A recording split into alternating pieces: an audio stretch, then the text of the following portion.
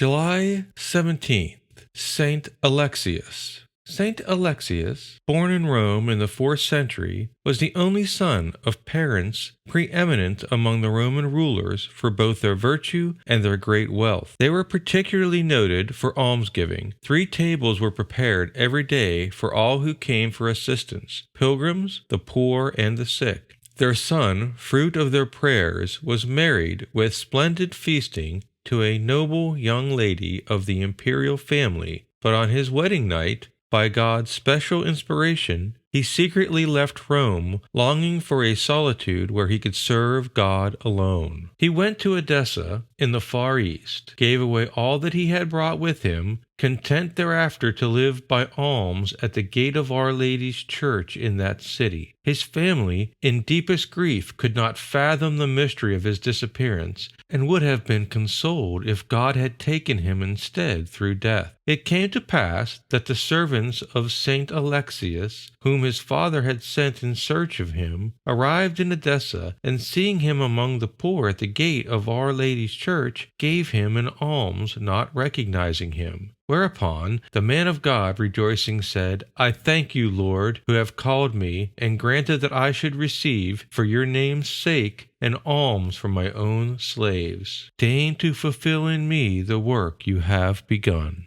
After 17 years spent at the portico of the church, when his sanctity was miraculously confirmed by the Blessed Virgin speaking through her image to an officer of the church, Saint Alexius once more sought obscurity by flight. On his way to Tarsus, contrary winds drove his ship to Rome. There, no one recognized him, this pale and tattered vagabond, the heir of Rome's noblest house, not even his sorrowing parents, who had vainly sent throughout the world in search of him. From his own father's charity, Saint Alexius begged a miserable shelter in his palace, under a staircase, with the leavings of his table as food. There he spent another 17 years, bearing patiently the mockery and ill usage of his own servants, and witnessing daily the still inconsolable grief of his spouse and parents. At last, when death had ended this cruel martyrdom, they learned too late who it was that they had unknowingly sheltered. A voice was heard by all in attendance at the Pope's Mass, saying, "Seek ye the man of God. He will pray for Rome, and the Lord will be favorable to it. He will die on Friday."